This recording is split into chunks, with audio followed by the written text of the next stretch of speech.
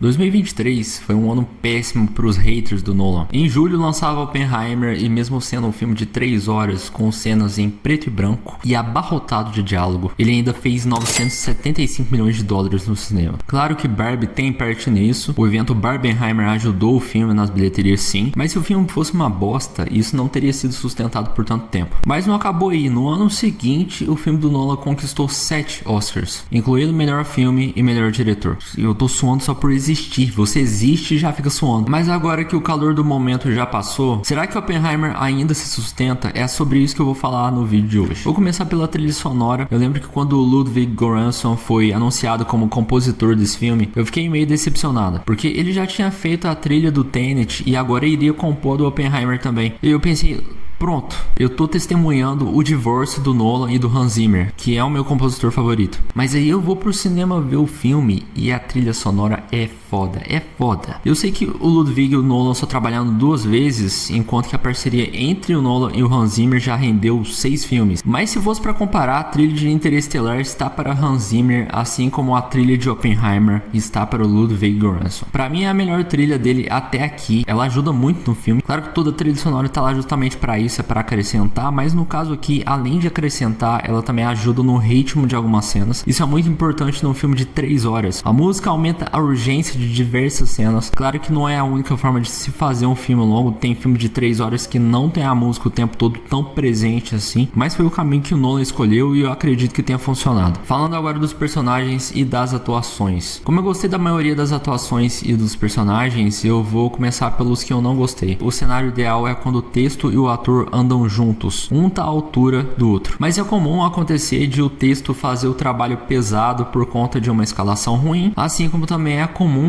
um ator ou atriz ter que fazer o trabalho pesado por conta do texto que deixou a desejar. É o caso das personagens femininas, principalmente da Jean, a personagem da Florence Pugh. Ela já demonstrou ser uma atriz muito boa e nesse filme ela foi totalmente desperdiçada. A personagem até cumpre o papel na trama, mas é isso. A outra personagem que sofre um pouco disso também é a Kitty, interpretada pela Emily Blunt. E eu digo um pouco porque pelo menos a Kitty tem um papel maior e mais. As cenas nas quais ela se destaca mostram o potencial da personagem e mostram que ela deveria ter tido mais participação. É uma mulher forte, se mantém firme do lado do Oppenheimer, apesar de todos os problemas entre eles, mesmo quando toda a história dos dois começa a vir à tona, toda a humilhação que vem com esse pacote, e mesmo assim ela tá lá do lado do cara. Inclusive muitas vezes a Kyria assume o comando. O Nolan é conhecido por não saber escrever personagens femininas, apesar de gostar muito do trabalho dele, eu concordo com essa crítica. As personagens femininas deixam um pouco a desejar. Claro que tem exceção aqui e ali,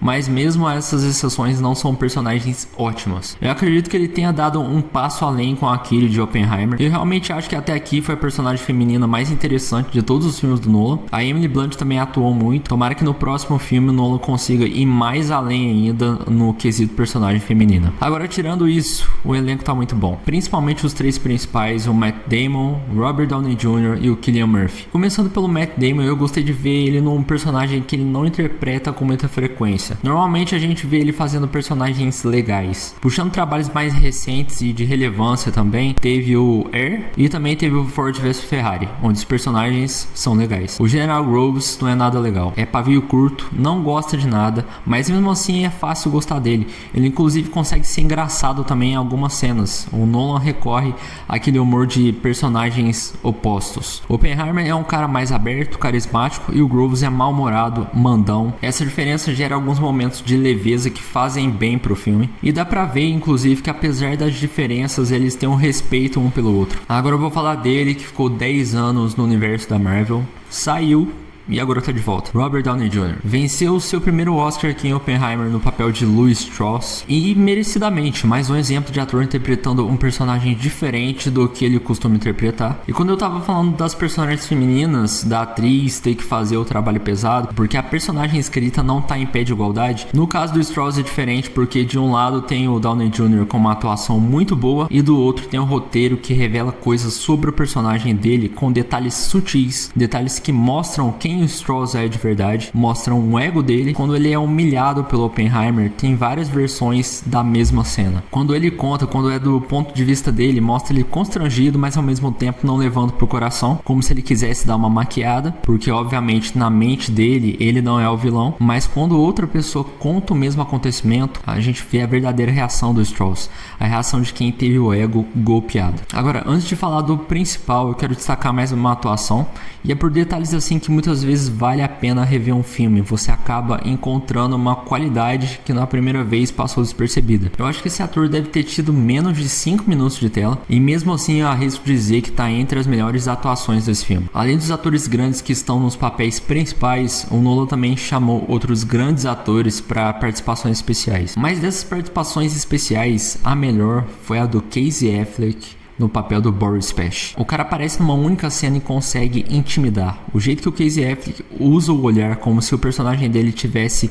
olhando pro Oppenheimer, analisando ele o tempo todo, farejando fraqueza. E não só isso, ele às vezes está falando e aí ele dá uma pausa, continua olhando para a pessoa e aí finalmente conclui. O cara basicamente só faz isso, mas só com esses detalhes dá pra ver que o personagem dele é ameaçador. Assim, é uma única cena num filme de 3 horas, mas mesmo assim é bem marcante. E finalmente chegamos no personagem título. Now I am become death, the destroyer of worlds. E aqui eu vou aproveitar aqui, já vou falar dele e já falar de todo o filme também. Eu acho que todo mundo concorda que o Cillian Murphy é um bom ator e que a atuação dele nesse filme é muito boa, mas eu também gostei de como o Christopher Nolan abordou a história do Oppenheimer, levando em consideração o que esse cara fez.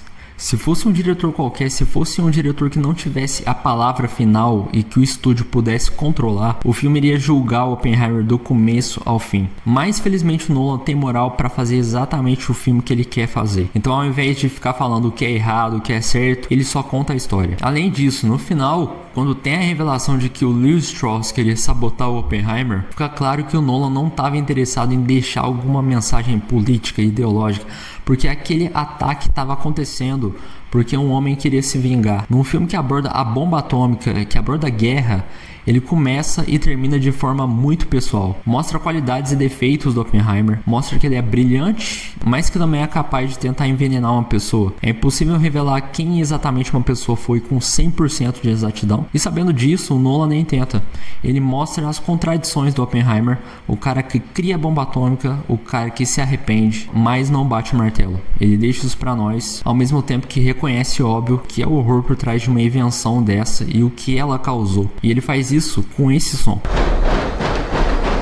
Esse som é recorrente durante o filme e ele surge, por exemplo, quando a gente descobre que a Jean cometeu suicídio e também quando estão discutindo sobre a bomba de hidrogênio e até mesmo breves cenas de pessoas batendo os sapatos no chão. Mas somente depois que as bombas são soltas em Hiroshima e Nagasaki é que é revelado que esse som era por conta do discurso do Oppenheimer, quando ele já foi tomado pela culpa. E quando essa cena finalmente chega, o público já foi educado a esperar uma sensação negativa ao ouvir esse som, porque sempre que ele aparece tá ligado a algo ruim. Aproveitando que eu mencionei o final do filme, eu vou falar mais sobre como Oppenheimer termina e também da última hora de filme. Eu lembro que quando ele foi lançado, muita gente falou a mesma coisa, que o filme estava excelente até o teste da bomba, mas que depois ele se transformou em outro filme, passou a ser um filme de tribunal e acabou caindo um pouco. Eu cheguei a ficar com essa sensação também, mas é por isso que rever o filme às vezes é bom. Quando você revê, você já sabe que o final é aquele, que nada vai ser alterado, o filme já está entregue.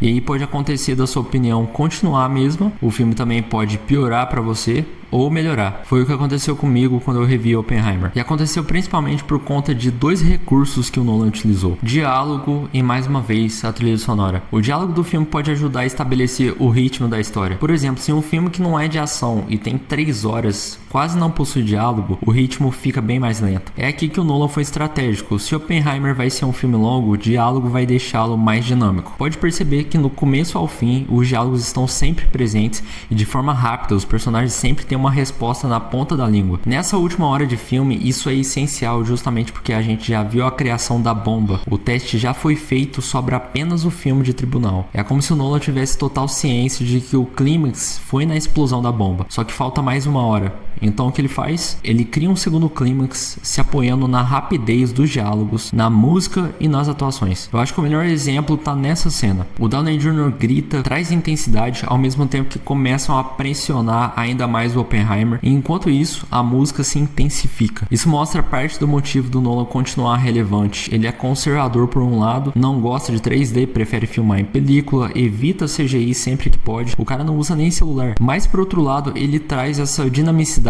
que casa bem com o cinema de hoje. E fechando agora com a cena final, que é quando é revelado finalmente o que o Oppenheimer falou pro Einstein. Tem um detalhe que eu achei bem interessante desde que eu assisti pela primeira vez. O filme termina com uma visão dele do mundo sendo tomado por chamas depois que várias bombas foram usadas. Embora esse fosse o temor de muitos, nunca chegou a acontecer de fato. E já estamos em 2025, mas o Oppenheimer morreu em 1967, ou seja, ele não viveu para testemunhar o fim da Guerra Fria. Ele morreu durante o conflito. E se ele morreu acreditando que toda aquela destruição iria acontecer de um jeito ou de outro e que não iria demorar tanto tempo para isso? Por essa razão eu acho que o filme fechou com chave de ouro. Oppenheimer ainda se sustenta, mesmo depois do hype já ter passado, mesmo depois do Barbenheimer. Eu acredito que sim, apesar de alguns excessos recorrentes do Nolan de exposição excessiva, personagem feminina que não funciona tão bem. É um filme com muito mais acertos que erros, com certeza. Mas também é um pouco cedo, o filme tem apenas 2 anos e se tem uma coisa que pode responder isso de forma definitiva é o tempo. O tempo pode fazer com que filmes que perderam o Oscar sejam lembrados, assim como fazer com que filmes que ganharam sejam esquecidos. Comenta o que você achou de Oppenheimer, deixa o like caso tenha gostado, se inscreva no canal e até o próximo vídeo.